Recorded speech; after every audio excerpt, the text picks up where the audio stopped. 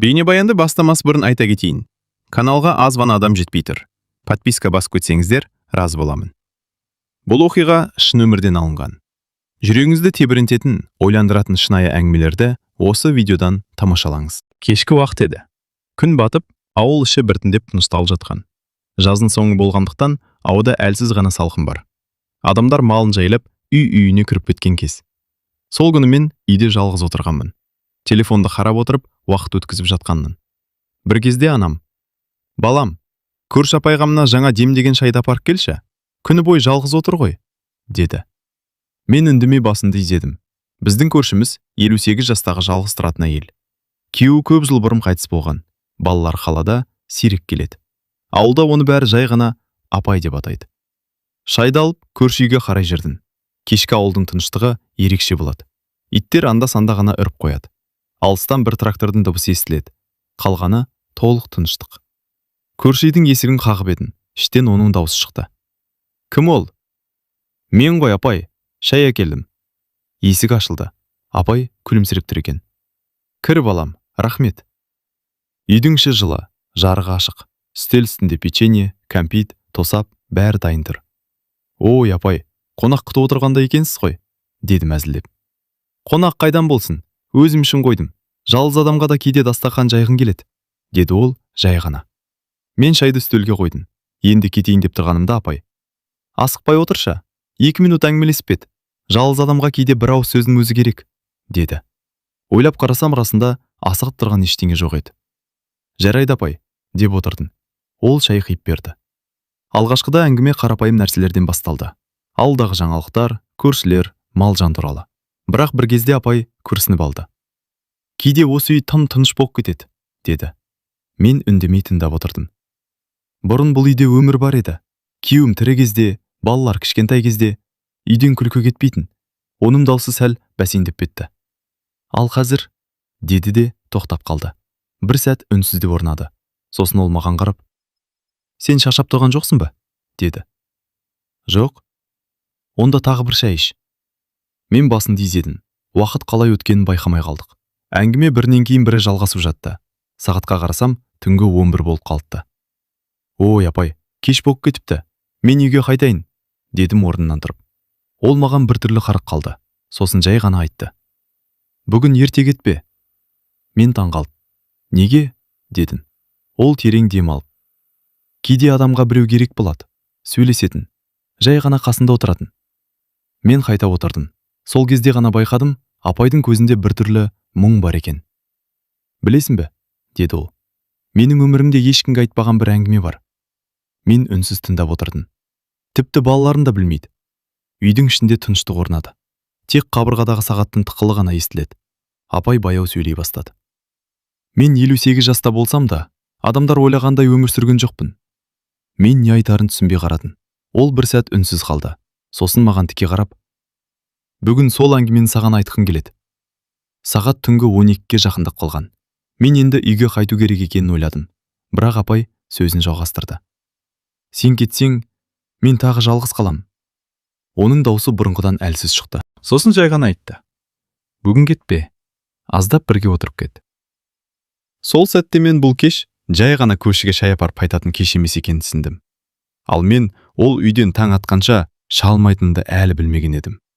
Үйдің іші тым-тыныш болып кетті. Қабырғадағы сағаттың тықылы ғана естіледі. Сағат түнгі 12-ден асып кеткен. Менің ойымда бір ғана нәрсе тұрды. Апай не айтпақ? Ол бір сәт үнсіз отырды да шайдан бір ұрттап алды. Қолдары сәл дірілдеп тұрғанын байқадым. «Білесің бе, балам? Адамдар сырттан қарап бәрін білеміз деп ойлайды», деді ол баяу. «Қалай сонда?» дедім. «Мысалы, мен туралы ауыл не ойлайды? Күйеуі бар еді, балалары бар, өмірі жаман болмаған деп ойлайды». Ол басын шайқады. Бірақ шындық мүлде басқа. Мен үндемедім. Оның әңгімесі біртүрлі ауыр сезіле бастады. «Мен күйеуіме өте жас кезінде тұрмысқа шықтым», деді апай. «Ол кезде небәрі 19 жаста едім». Ол көзін бір нүктеге тігіп, өткенін есіне түсіріп отырғандай. «Басында бәрі жақсы болды. Үйлендік, балалар дүниеге келді. Ауылдағы адамдар бізді үлгілі отбасы деп ойлайтын». Бірақ ол күрсінді. Бірақ үйдің ішінде бәрі басқаша еді. Мен сәл еңкейіп тыңдай бастадым. Күйеуім өте тұйық адам болатын. Сыртта ешкімге дауыс көтермейтін. Бәрімен жақсы сөйлесетін. Ал үйге келгенде мүлде басқа адамға айналатын. Қалай? Дедім абайлап. Ашулы. Үнемі ашулы. Ұсақ нәрсеге бола айқай шығаратын. Ол үнсіз қалды. Бірақ ең ауыр нәрсе ол емес еді. Менің ішімде бір түрлі сезім пайда болды. Ең қиыны үйде жылылық болмады. Ол осы сөзді ерекше баяу айтты. Адам кейде тамаққа емес, жылы сөзге мұқтаж болады. Біреу саған қарап күлімсіресе, хал жайынды сұраса, ол тағы бір күрсінді. Ал мен ондайды көп көрмедім. Мен не айтарымды білмей отырдым. Сыртта жел сәл гуілдеп тұр. Керезе әйнегі анда-санда сықыр етеді. Балалар өсті. Бірі қалаға кетті, бірі жұмысқа тұрды. Үй біртіндеп босап қалды. Ол шай құйып жатып тағы сөйледі. Сосын күйеуім ауырып қалды. Қатты ма? Дедім. Иә, 1 жылдай төсек тартып жатты. Ол маған қарады. Сосын кезде мен оған күндіз-түні қарадым. Тамақ бердім, дәрі бердім. Бір ретте тастап кеткен жоқпын. Бірақ оның көзіне қарасам, бір өкініш бар сияқты. Ол қайтыс болғанда, ауыл адамдар маған қарап, бейшара, жесір қалды деді. Ол басын шайқады. Бірақ мен ішімнен басқа нәрсе сездім. Мен таңғалып, қандай? Дедім. Ол бір сәт ойланып тұрды. Босап қалғандай болдым. Бұл сөзді айтқанда өзі де таңғалғандай көрінді. Өйткені өмір бойы бір нәрсені күтіп жүріппін. Нені? Дедім. Ол маған тура қарады. Жай ғана бақытты болуды. Үйдің ішінде тағы да тыныштық орнады. Мен оның сөздерін ойланып отырдым. Сосын апай баяу сөйледі. Бірақ бір нәрсе бар. Оның даусы өзгеріп кетті. Мен оны ешкімге айтқан емеспін. Мен үндемей күтіп отырдым. Ол тағы бір ұрттам шай ішті. Күйеуіммен бірге тұрған 30 жылдан астам уақыт ішінде мен өзімді бірде-бір рет бақытты әйел сияқты сезінген емеспін. Бұл сөз мені қатты таңғалдырды. Ол жалғастырды. Адамдар жылдар өтті, бәрін үйреніп кетесің дейді ғой. Иә.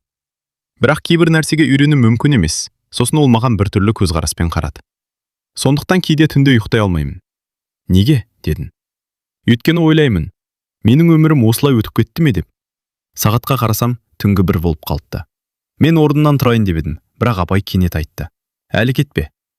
Мен қайта отырдым. Ол маған жақынырақ еңкейіп. Мен саған осының бәрін неге айтып отырғанымды білесің бе деді. Жоқ. Ол біраз үнсіз қалды. Сосын күтпеген сөз айтты. Өйткені мен сенен бір нәрсе сұрағым келеді. Мен таңырқап, қандай нәрсе? Дедім. Ол бір сәт көзімді тік қарап тұрды. Сосын жай ғана айтты. Егер мен саған бір өтініш айтсам, сен бас тартпайсың ба? Мен не айтарымды білмей қалдым. Үйдің ішінде тыныштық күшейе түсті. Ал мен сол сәтте бұл түн одан да күтпеген жағдайларға қаратын әлі түсінбеген едім. Үйдің ішінде ауыр тыныштық орнады. Қабырғадағы сағаттың тықылы ғана анық естіледі. Сағат түнгі 1-ден асып кеткен. Мен апайдың жаңа айтқан сөзін ойланып отырдым. Мен сенен бір нәрсе сұрасам, бас тартпайсың ба? Бұл сөз жай ғана сұрақ емес сияқты еді. Қандай өтініш? Дедім ақын. Апай бірден жауап бермеді. Терезеге қарап біраз отырды. Сыртта ауыл толық тынышталып қалған. Кек анда-санда бір иттің үргені ғана естіледі. Ол терең дем алды. Білмеймін, саған айту дұрыс па, жоқ па? Мен ештеңе демедім. Бірақ бүгін айтпасам, мүмкін тағы ешқашан айта алмаймын. Ол маған қайта қарады. Көзінде қорқыныш пен батылдық аралас бір сезім бар. Білесің бе, балам, адам жас кезде көп нәрсені кейінге қалдырады. Қалай? Дедім. Уақыты келеді, кейін болады деп жүре береді. Ол басын шайқады. Ал бір күні оянып қарасаң, уақыт өтіп кетіпті. Мен оның сөзін үнсіз тыңдап отырдым. Мен де солай өмір сүрдім, деді апай. Күйеуім тірі кезде үндемедім, балалар шыншытатын. Бір күні бәрі өзгереді деп ойладым. Ол күрсінді. Бірақ ештеңе өзгермеді. Сосын маған қарап. Қазір мен 58 жастамын. Үйдің жарығы оның жүзін анық көрсетіп тұр. Жасына қарамай, жүзінде бір ерекше сұлулық бар еді. Кейде айнаға қарап ойлаймын, деді ол. Менің өмірім қайда өтті деп. Мен үнсіз қалдым. Ол сөзін жалғастырды. Білесің бе, мен өмір бойы бір нәрсені қатты қаладым. Нені? Ол біраз үндемей отырды. Сосын жай ғана айтты. Жай ғана. Біреудің жанында өзімді тірі адам сияқты сезінуді. Бұл сөз мені біртүрлі ойға қалдырды. Ол тағы сөйледі. Қазір менің балаларым бар, туыстарым бар.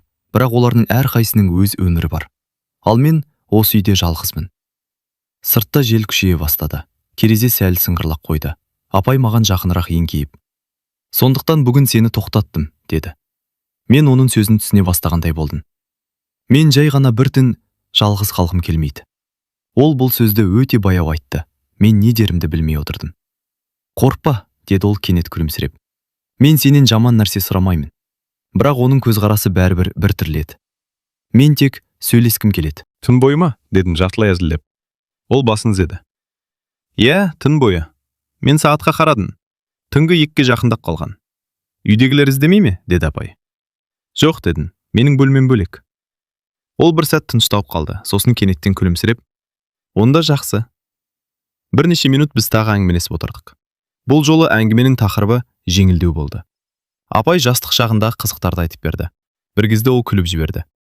"Сен білесің бе, мен жас кезде ауылдағы ең би билейтін қыздардың бірі болдым." "Рас па?" дедім таңғалып.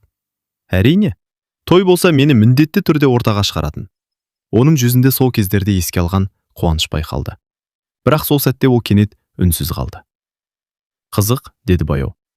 "Сол кезден бері мен түнде біреумен осылай ұзақ сөйлескен емеспін." Сағат 3-ге жақындап қалған. Мен орнымнан тұрып: "Апай, мен кетейін бе?" дедім. Ол бірден жауап бермеді. Сосын ақырын ғана айтты: "Әлі ерте." "Ерте?" "Иә." Ол маған қарап: "Бүгін мен ұйықтағым келмейді." Мен таңғалдым. "Неге?" Ол жай ғана жауап берді: "Өйткені бүгін мен ұзақ уақыттан бері алғаш рет өзімді жалғыз сезінбей отырмын." Бұл сөз менің жүрегіме біртүрлі әсер етті. Сол сәтте мен бұл түннің әлі де ұзақ жалғасатынын түсіндім. Ал ең қызығы, бұл түннің ең күтпеген сәттері әлі алда еді. Сағат түнгі 3-тен асып кеткен. Ауыл іші мүлде тыныш. Сыртта тек желдің баяу гуілі ғана естіледі. Үйдің ішінде екеуміз ғана отырмыз. Шай әлде қашан суып қалған, бірақ әңгіме тоқтаған жоқ. Апай креслоға жайғасып, терең ойға кеткендей көрінді. Мен де үнсіз отырдым. Осы түннің өзі біртүрлі сезім қалдырып жатқан. Бір кезде апай басын көтеріп маған қарады. "Шаршаған жоқсың ба?" деді. "Жоқ", дедім. "Ұйқың келмей ме?" "Жоқ, апай." Ол күлімсіреп қойды. "Жас кезде ұйқы тез қашады ғой." Бір сәт үнсіздік орнады. Сосын ол кенет сұрады: "Сен ешқашан өмірің туралы қатты ойланып көрдің де?" "Қалай?" "Мысалы, мен дұрыс өмір сүріп жүрмін бе деп?" Мен иығымды көтердім. "Кейде ойлаймын." Апай басын изеді. "Мен де соңғы жылдары көп ойлайтын болдым." Ол терезеге қарап отырып сөзін жалғастырды. "Әсіресе түнде." "Неге түнде?" "Өйткені түнде ешкім жоқ. Адам өз ойымен ғана қалады." Ол тағы күрсінді. Сол кезде өмірдегі көп нәрсе есіне түседі. Ол маған бұрылды. "Білесің бе, менің тағы бір құпиям бар." Мен таңғалып: "Тағы ма?" дедім. "Иә." Ол біраз үнсіз қалды. "Мен оны ешкімге айтқан жоқпын." "Неге?" "Өйткені адамдар түсінбейді.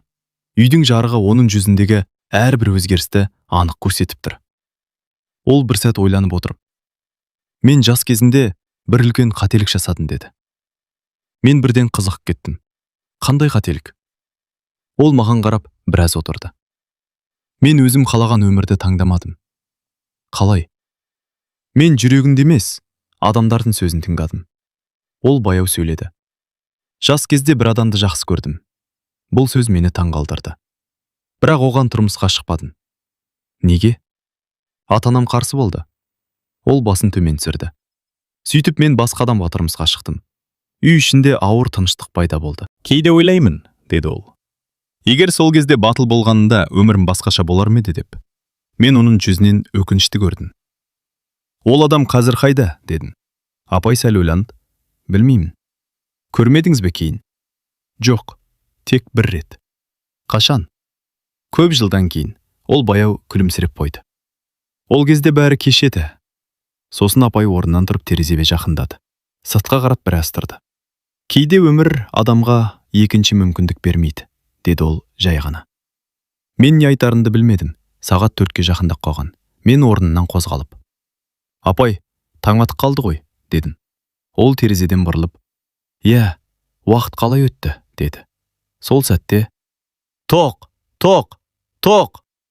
Үйдің есігі кенет қатты қағылды. Екеуміз бірдей селк ете қалдық. Апай маған қарады. Бұл уақытта кім болуы мүмкін? Есік тағы қағылды. Бұл жолы бұрынғыдан да қатты. Мен орнымнан тұрып, Мен қарайын ба дедім.